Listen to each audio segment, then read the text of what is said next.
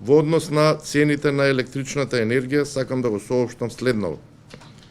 Вкупната цена на електрична енергија во првиот блок со вкалкулирана енергија и вкалкулирана мрежарина се намалува за 7,04%. Вкупната цена на електрична енергија во вториот блок со вкалкулирана енергија и мрежарина се намалува за 4,09%. Цената на електричната енергија во третиот блок се зголемува за 2,54% и во четвртиот блок за 2,42%. Цените на електричната енергија во ефтината тарифа остануваат речиси идентични, додека кај малите потрошувачи заради заокружувањето има промена, односно минимално зголемување од 0,38%.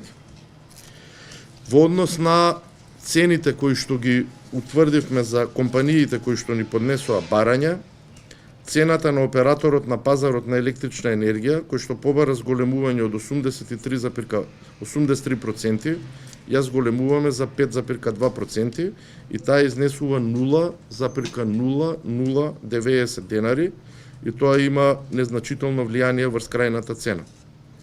Цената за пренос на електрична енергија ја намалуваме за 17,06%, а имавме барање од 52%. Намалувањето на оваа цена пред се должи на тоа што се намалија трошоците за загуби, кои што во втората половина од годината изнесуваат 132 евра за мегават час, додека во првиот дел од годината изнесуваат 220 евра за мегават час. Дополнително, АД МЕПСО, како оператор на електропреносниот систем, во однос на балансирањето, остварил добивка од 14 милиони евра и таа добивка е одземена. Исто така го намалуваме трошокот за набавка на системски резерви и соодветно на тоа од 1 јули па до крајот на годината и АДСМ ќе треба да го намали овој трошок кој што го фактурира кај АД МЕПСО. Цената за дистрибуција на електрична енергија се зголемува за 2,12%, а во нивното барање имавме 32%.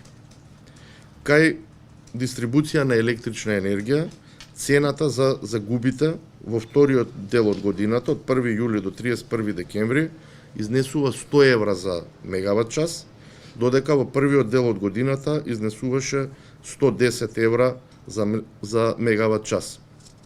Во однос на мрежарината кој што ја плаќаат домаќинствата, таа ЛВ2, што представува збир од цената за пренос на електрична енергија и од цената за дистрибуција на ЛВ2, мрежарината се намалува за 2,11%.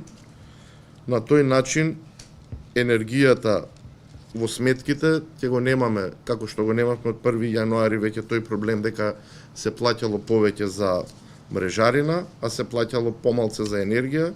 Со се ова што го правиме, што се превзема како мерки, се стабилизира ситуацијата. Исто така, во однос на цената за снабдување, таа се намалува за 1,77%.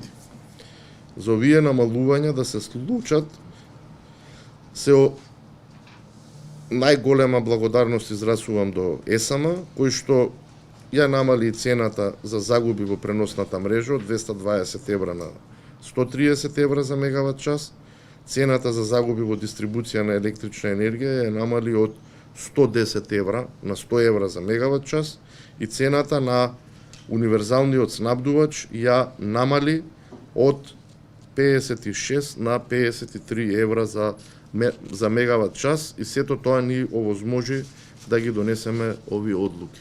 Сега повелете со прашање. Колку ДДВ-то ќе влијае на крајната цена, пошто се зголемува од 10 на 18%? Значи, во апсолутен износ, ДДВ-то влијае над 7%, не влијае 8%. Едно просечно домаќинство со просечна потрошувачка, во анализите ги земавме само активните броила, не тие каде што имаат под 100 киловат часови на годишно ниво потрошувачка. Намалувањето на цената на електричната енергија без ДДВ е 4,26%, а влијанието на заради ДДВ-то, вкупниот трошок со ДДВ е 2,5%. Се обидовме, значи максимално да бидеме креативни и да го ублажиме зголемувањето на ДДВ-то, кое што од 7,2-3% го сведовме на 2,5% како вкупен трошок. Инаку, вообичаено, Регулаторната комисија за енергетика, како и секогаш, цените ги носи без ДДВ и оваа ни е втора последователна одлука, каде што цените на електрична енергија без ДДВ ги намалуваме и за домаќинствата, и за малите потрошувачи, и сигурен сум дека во регионот и во останатите, во многу земји членки од Европската Унија, не можете да најдете таков случај. А за малите потрошувачи, за колку се намалува измената? За малите потрошувачи, заради заокружување на бројките, бидејќи кај нив нема влијание на ДДВ, пошто си прават во најголем дел овие компании поврат на ДДВ, е 0,3% зголемување. Останува, значи, речи си ист. Тоа е заради заокружување, бидејќи во нашиот модел се памтат повеќе бројки, а одлуките ги заокружуваме на 2 бројки и поради тоа е тоа.